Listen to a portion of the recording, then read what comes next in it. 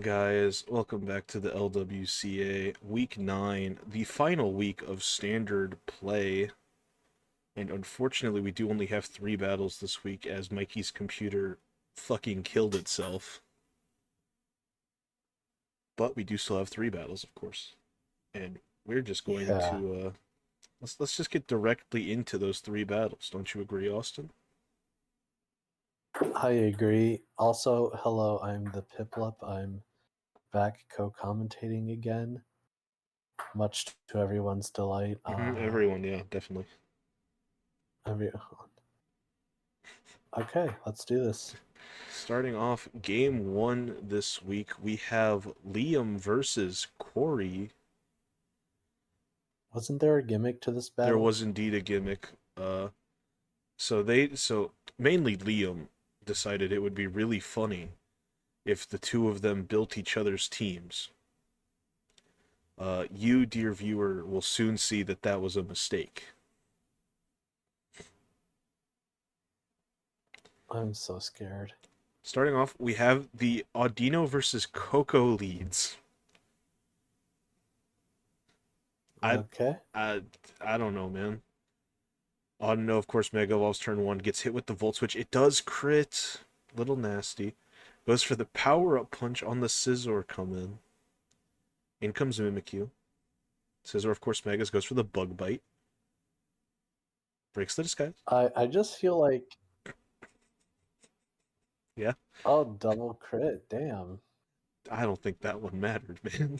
Seeing the power-up punch, I feel like one of them built each other a significantly better team than the other. Well, what makes you say that? Well, one of them is a scissor One of them is a Scizor with a with bug Bug bite and Bite bullet Bullet Punch, punch. and the other is a Mega Audino with Power Up Punch. Yeah, and Coco clicked Volt Switch once, so therefore it has a move.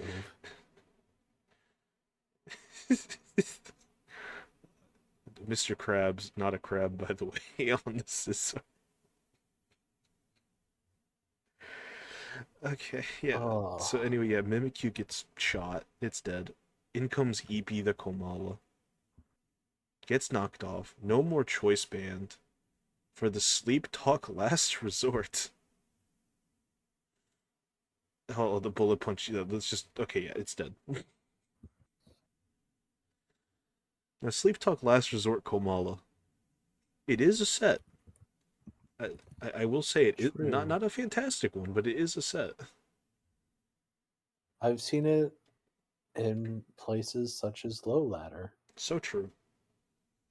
So true. Truly the set of all time. Indeed. In comes Hot Topic Deluxe Ray. Goes for the Protect as the Scizor roofs up.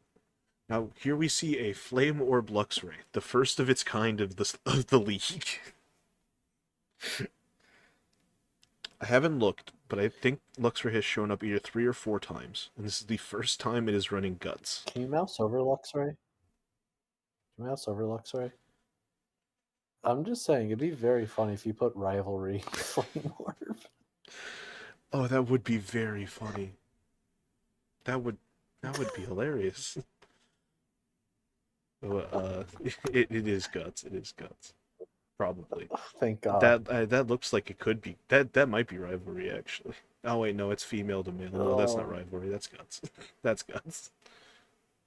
okay. Bug bite. Ow.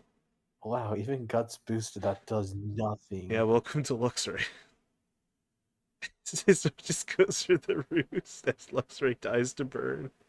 In comes Greninja, goes for the Dark Pulse. Does he get the flinch? He gets the flinch. Scizor is forced to switch out into Frog the Oh. Seventh. Dark Pulse is Remember playing like Diamond Pearl Platinum when everybody thought Luxray was the shit instead of just shit? Luxray's been gone for 4 turns. Why are we still talking about him?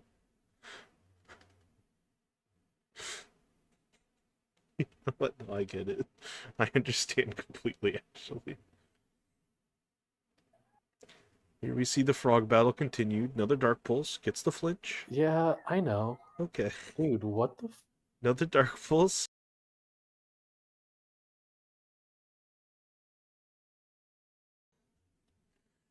So Seismitoad goes for the rest. Another Dark Pulse. It's a sleeping frog. No sleep talk or anything. It's just rest. That's how you can tell it's a Liam set. Another Dark Pulse. Does he get the flinch on the wake up? Nope. So that frog is going right back to sleep. As Greninja dies to the Toxic, in comes Tangrowth. Immediately responds with Goku the Weezing. I don't get it either. Will-O-Wisp.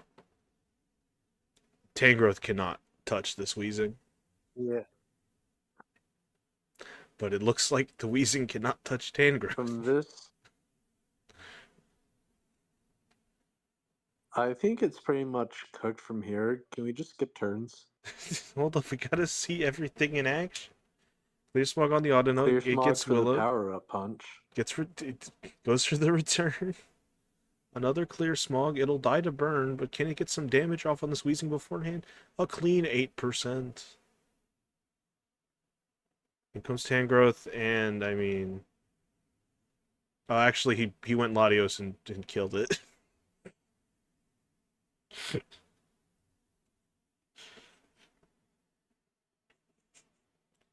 Get Earthquake on the Weezing, by the way. Hold up. Weezing switched out. He went for Earthquake. I mean, he couldn't touch it.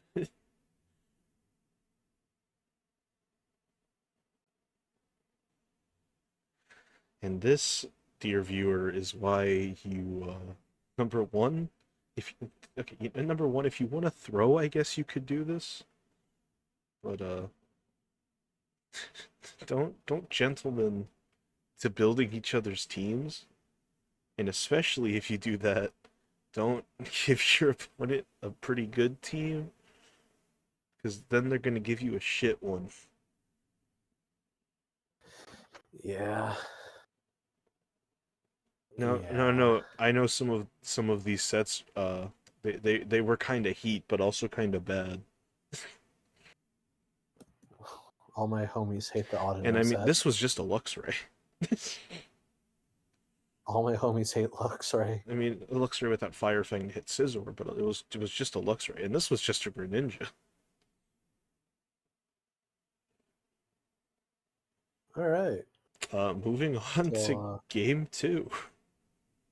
All right, game two, we have me versus Jake. any thoughts going in? Uh, that's an Excelgor. That is so true, bestie. And like all Excelgors, he leads with it. That is also so true, bestie.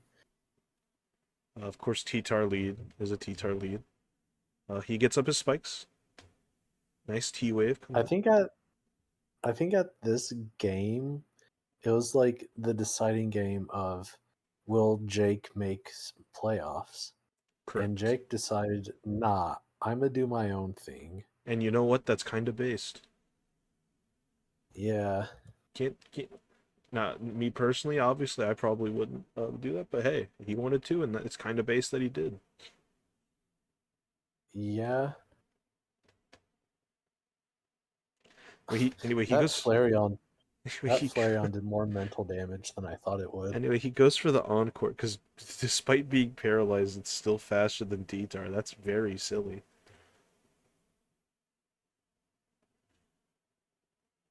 In comes Excadrill.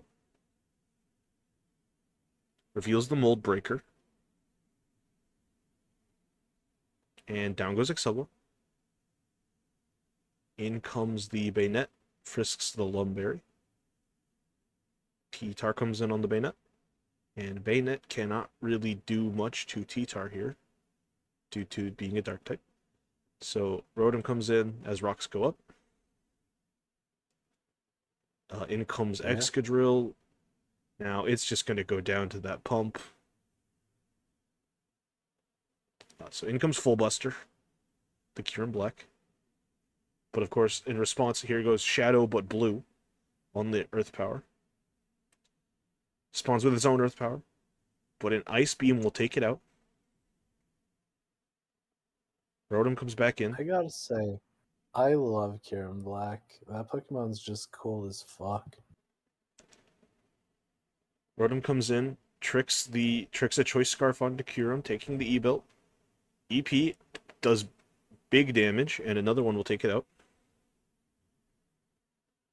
In comes the Bayonet, and of course, instant response T-Tar. Yeah. Sand is back up. Another T-Wave, still can't really do much. Now, I will say, Man, at this point, I had a very strong feeling I just sat in front of this thing, but he might have been bluffing a fighting type move. I wasn't ready. Bayonet's like fighting type moves, I think power up I punch. believe it is And only that's power up punch. But I'm a T-Tar, so I'm still scared of that. you live one. I do live one, but I don't live the second. True. But Bayonet is going to be scared out into Volcanion. Roars. Back into Bayonet. Switches again, this time into Bruxish. Another Did you roar. have Pursuit? I did. Did you ever think that, hey, he's probably gonna switch again? Yeah, that's why I hit roar. Like, oh, Why would I kill the Why would I kill the Bayonet I wall? because To be a better Pursuit person? I trapping. agree. No, because Pursuit trapping is just funnier. I think my reasoning is more sound. No, yours is the right play, but Pursuit trapping is funny. No, I mean just killing the Bayonet it would make me a better person. Okay, Bayonet that's what we have other is leagues in. for. Knows that I'm gonna hit roar, so goes for the Willow. Will get roared. In comes Bruxish. Goes for the waterfall. Big damage. T-Wave comes out. Crazy that you stayed in on the Bruxish. I would not have had I those knew balls. I lived it. Another waterfall. Doesn't kill Zeraora. Knockoff will kill the Bruxish. Reveals it was banded. In comes Bayonet. Immediately switches to Volcanion. Expecting T-Tar to come in, but Knockoff comes out from Zeraora. And a Volt Switch will kill the Volcanion. And now it is T-Tar versus Bayonet. Now he goes for the cheeky D-Bond. And, and he will take a T-Tar with him. Well, anyway, game. Not good game, just game. I mean, he did something. He said Everybody had fun. he said he wanted to have fun. This is decently fun. It was cussed at Berry Volcanion. I want to know what was on there. I want to know what was on that Volcanion for it to be cussed at. I don't know. Well, the world may never I know. don't know. He was cooking. He probably was. I have no reason to think he wasn't. Does that Pokemon get Endure? It has to get Endure if he's running Cuss Step. It was probably Endure Custap Berry Unburden. It's Volcanion. It doesn't get Unburden. It does in almost any ability, probably. No, because I think it's actually it might be at maybe at game 3. All right, on to the third game of this week and the final game of the regular season. We have Austin versus Josh. Now, I correct me if I'm wrong. There was a gimmick to this fight as well, right? Yeah. So I decided in my infinite wisdom that the only way Josh was going to make it to playoffs was if I threw. So I tried to throw. I don't like the word tried. No, all my Pokemon. I'll describe it. Okay. All my Pokemon had one thing in common. And that was they only could hit one move. I see. Yeah. Starting off, we have Weavile versus Regirock. Immediately switching into the Scizor on the Stealth Rock. U-turn comes out. That does a lot of damage. In comes Terrakion. Well, I don't know what you want me to say. On the Fire Punch. Gets the burn. Oh, I was so mad about that burn, dude. You probably have an idea, but I was so mad about that burn. Rock Slide comes out. Doesn't do anything, but he gets the flinch.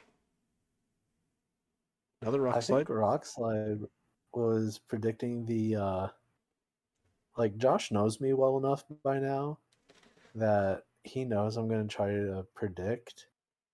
Like he does a fantastic job this game of calling out my over predictions. Yeah. But We'll see what yeah, happens. In comes Broham on the Regirock. Does he just go for the Scream? He goes for the Scream and Regirock will go down. In comes Mian Xiao. Goes for the Poison Jab. Doesn't kill. Gets the poison though. And will die.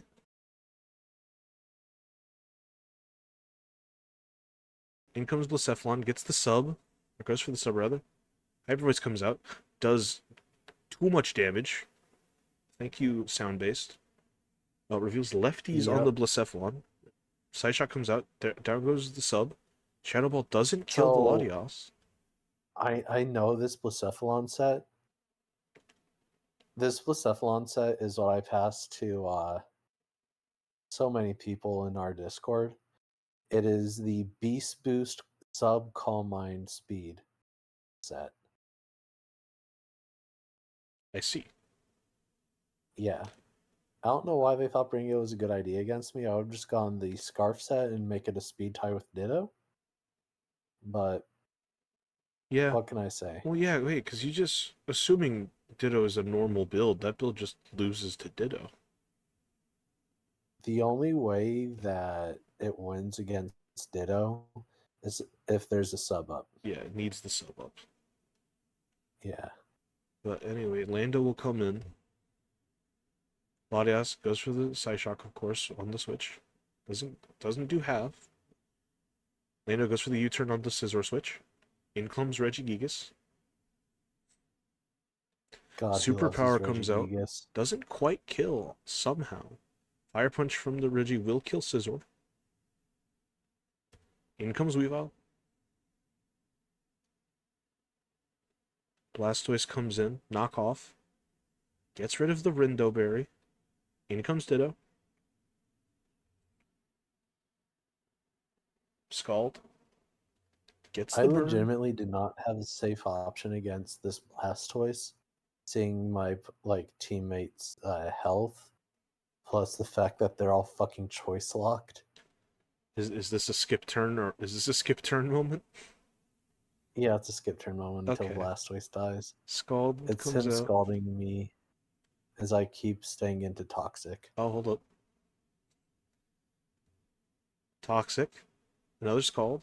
Puts it in burn range. He decides to give up Blastoise for the Ditto. In comes Lando. In comes Latios. Down to 1% because of the rocks.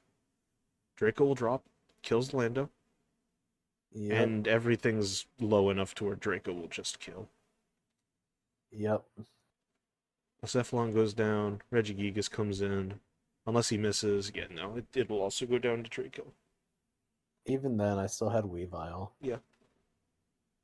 Now, as this is the end of the regular season, and the standings will no longer be updated at this point, uh, kind of want to just take a moment to just look at the standings and see what happened.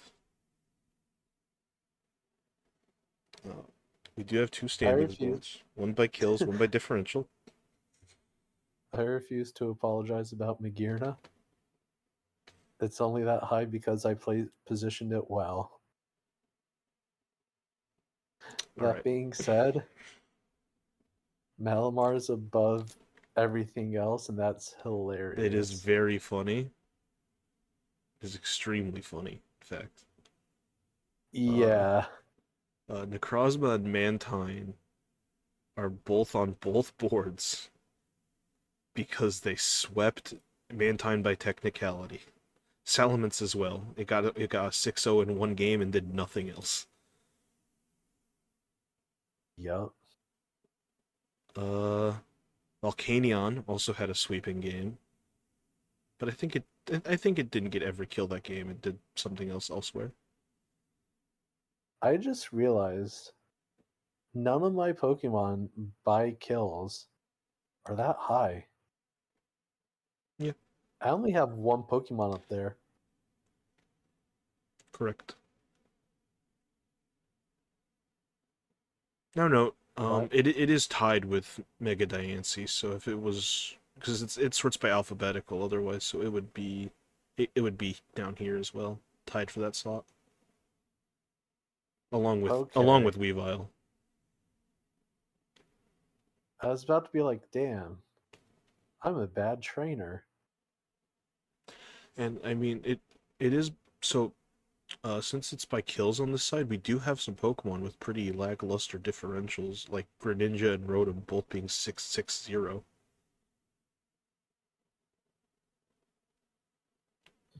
Yep. If I'm being honest, I'm surprised to see Incineroar. If you bring in Cineroar enough, it'll get kills.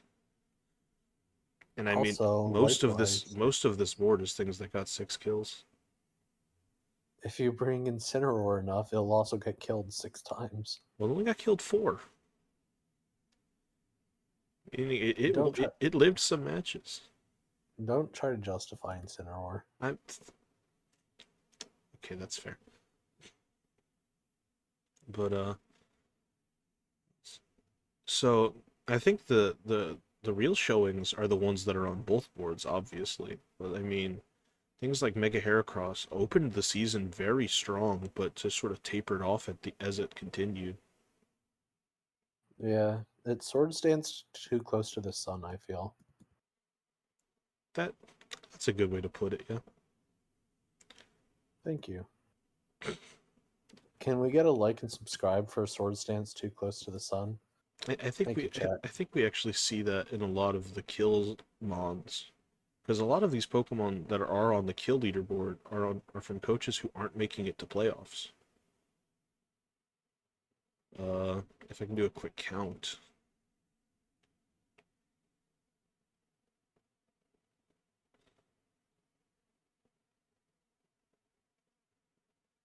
7 out of, I believe, 15 slots. Only half of the Pokemon on the kill board are going to playoffs.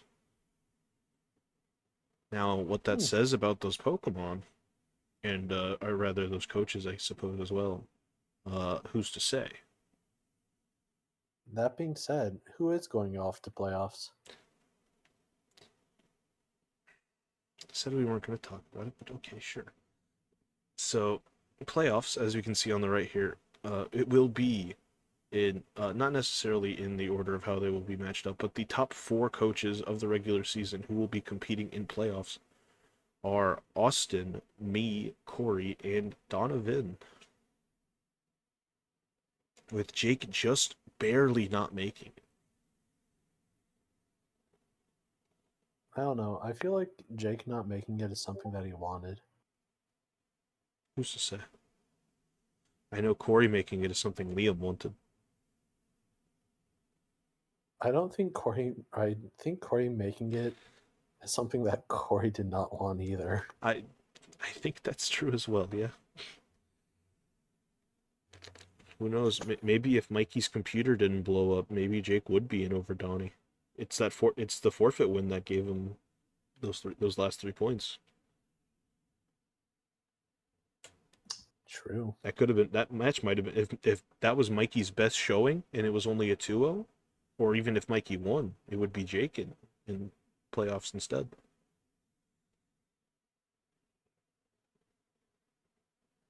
You know, I feel as if like, oh wait, we can't even do the Thug finals with Mikey now. This sucks.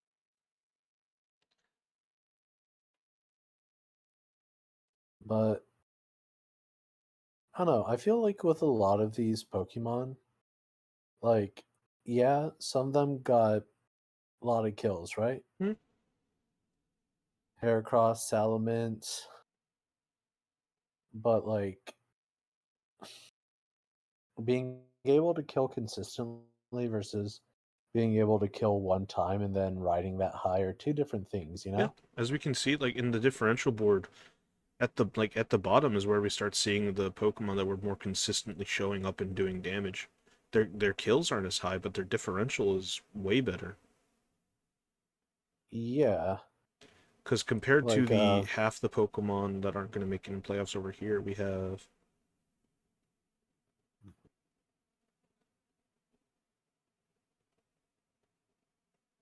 11 of the 15 Pokemon, like 15% more.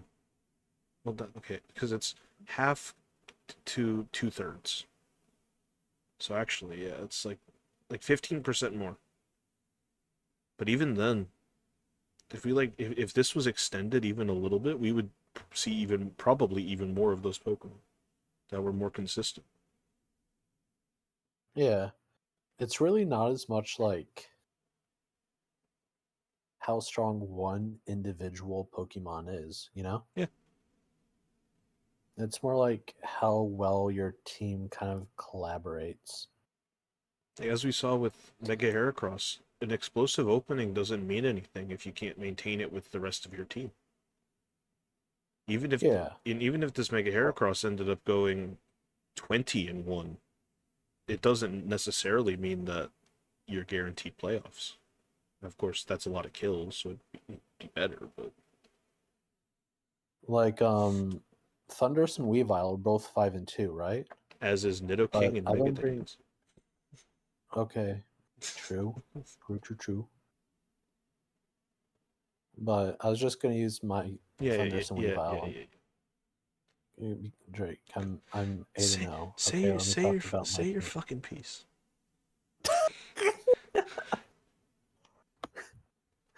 So, being able to do this just kind of makes me believe that, like, hey, well, yes, it didn't outperform. Oh, fuck. Coco's good. It didn't outperform, like, Salamence on anything. But in all the games that I brought those two Pokemon in, they served a really pivotal role of just either pressuring the opponents or just picking up kills rather than anything else, you know? Yeah,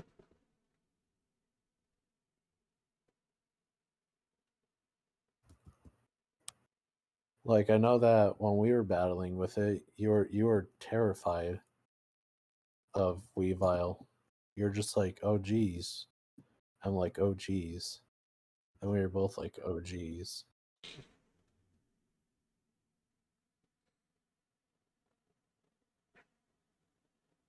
but hey, that was week 9, last week of the regular season. We still have playoffs. Yeah. And playoffs still have us. So true. Because, we both made it. Yeah. So come back next week for the semifinals of the LWCA, and of course, the week after that for the finals match. Who's it gonna be? Probably Austin, but who knows who else? Listen, just because it's true doesn't mean it's false. We'll see you next time.